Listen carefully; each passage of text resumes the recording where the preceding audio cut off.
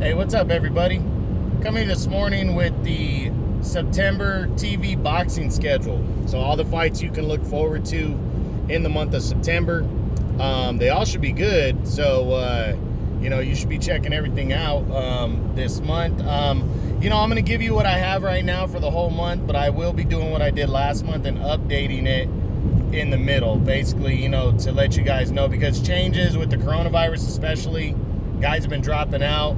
Also, full cards have not been getting, especially like on ESPN, full cards have not been getting released like undercards because, they don't know who's going to fight. So, decent fighters have been getting plugged in last minute, staying busy and stuff like that. So, of course, weekly when I do my boxing previews, I'll let you know what's coming up that week. And then in the middle of the month, I'll do an updated boxing schedule. But here's what I got so far just for the month. It's kind of the rough version, and let's jump right into it. So starting off this weekend, September 5th on ESPN Plus. Again, guys, a lot of stuff going on ESPN Plus. You need to get it if you don't have it already. It's very, very worth it. $4.99 a month. A lot more content than just boxing. You get a lot of things on ESPN Plus, so make sure you get that. Anyway, starting it off is going to be Jamel Herring, the Marine 130-pounder, WBO champion at 130. He will be defending his title against veteran Jonathan Oquendo. This is a prelude to the Carl Frampton showdown that is supposed to be next for Herring later on in the year. So he's getting some work in against Oquendo. Should be decent. On the undercard, you got undefeated Jared Anderson, 5-0, 5 knockouts. He's taking on some nobody, just trying to build his record, but he's an undefeated heavyweight, so want to check that out. And also on the undercard is Steven Nelson, undefeated super middleweight, that's 168, 16-0, 13 knockouts. He's taking on some little-known guy, not really known guy, DeAndre Ware. So those two guys getting action, future of the division right there kind of deal, future of the sport. So worth checking out. On Sunday the 6th, Fox has a card coming at you. And really the only fight we're talking about so far, I've already done my boxing preview, is the main event. Their card is finalized. Main event sees Yordenis Ugas taking on Abel Ramos for the vacant welterweight regular title for the WBA. This is like a secondary title fight, but, Yordenis Ugas fought Sean Porter last year, really proved himself.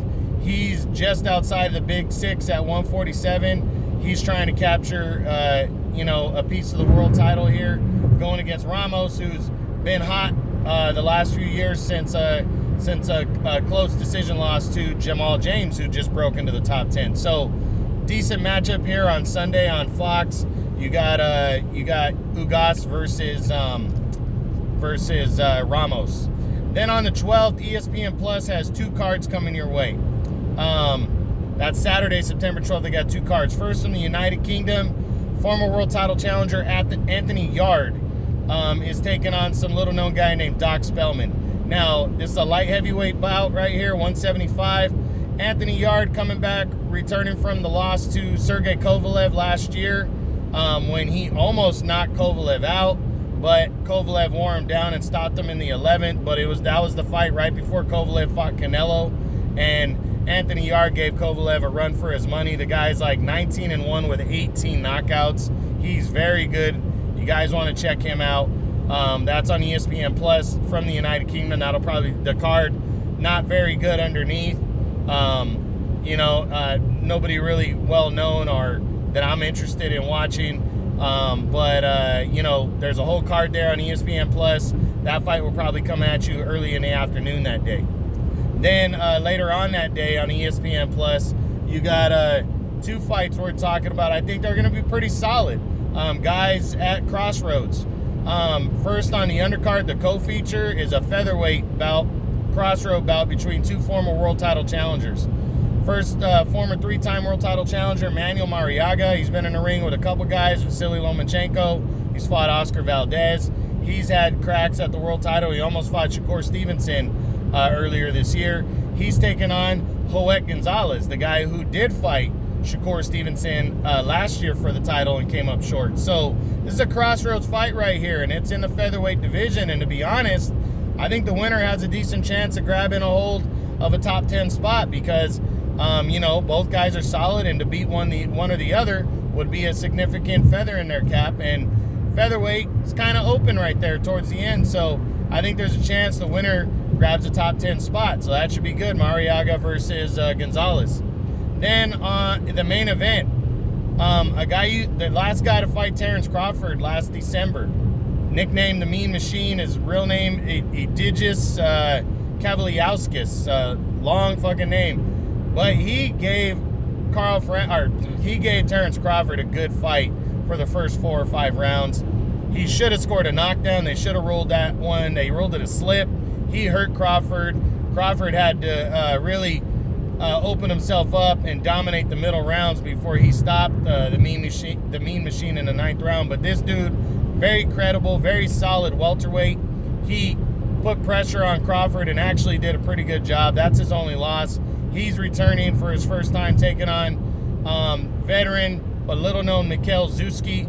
So, he's trying to come back and reestablish himself in the best division in boxing at 147, so that should be solid.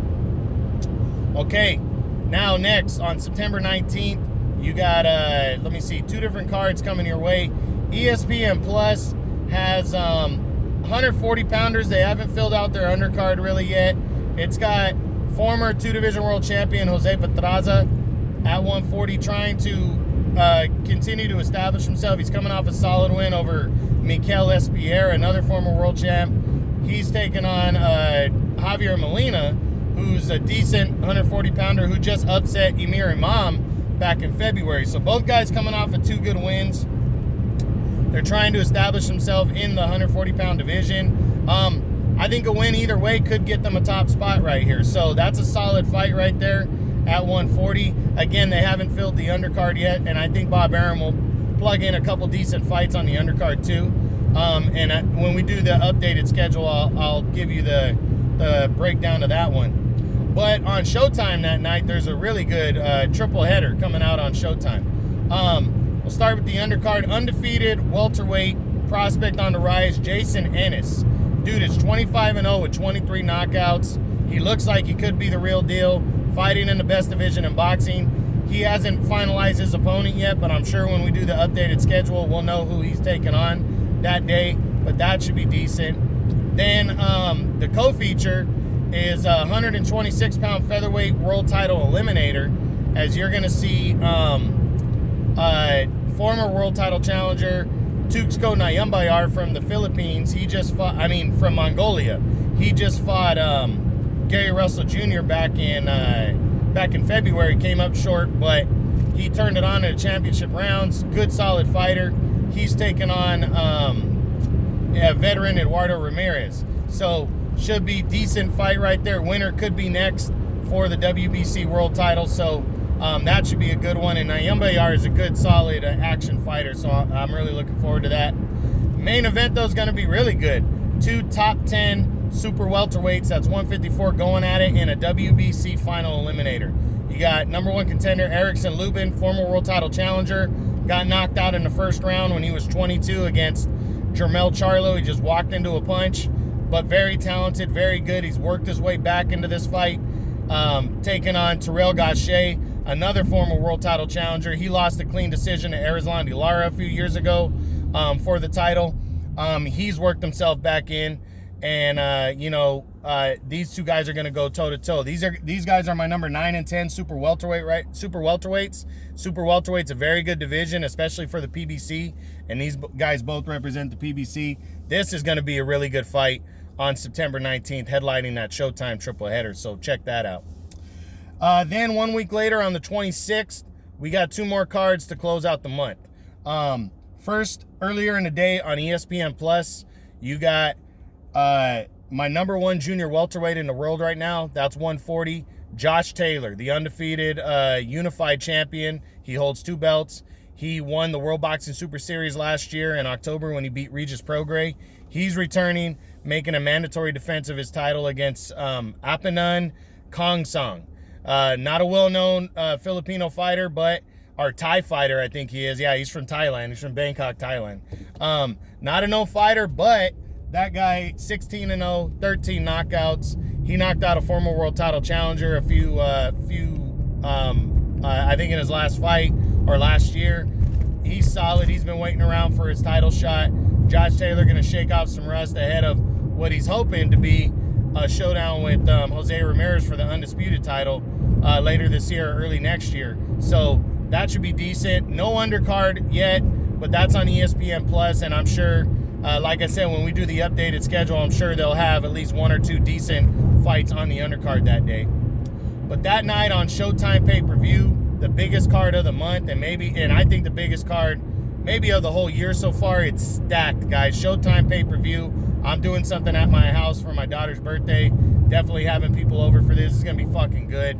5 fights we're talking about, and we'll start with the undercard. 3 fights in the 122-pound division that are going to be good. That's super bantamweight. First, Daniel Roman, the former unified champion. He's number 2 for me right now at 122. He entered the year number 1 and as a champ. He narrowly lost the title to Mirajan Akhmadiev by a split decision in January.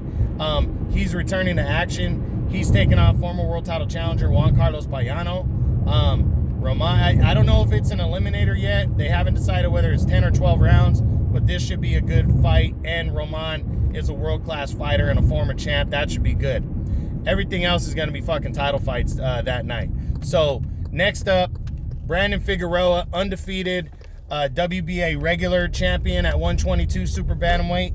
He is an all-action, exciting fighter. Brings it. He's taking on little-known Damian Vasquez. This is kind of a stay-busy fight ahead of a mandatory defense of the title that Figueroa was ordered to make against Ronnie Rios. He's getting a tune-up bout here. Vasquez not really well known, but Figueroa is entertaining as hell. That should end in a knockout. Very much so looking forward to that. Then, just added, undefeated Luis Nery, former bantamweight champion. He's 30-0, 24 knockouts. He's taking on Aaron Alameda, another undefeated fighter at 122. Alameda's 25-0 with 13 knockouts.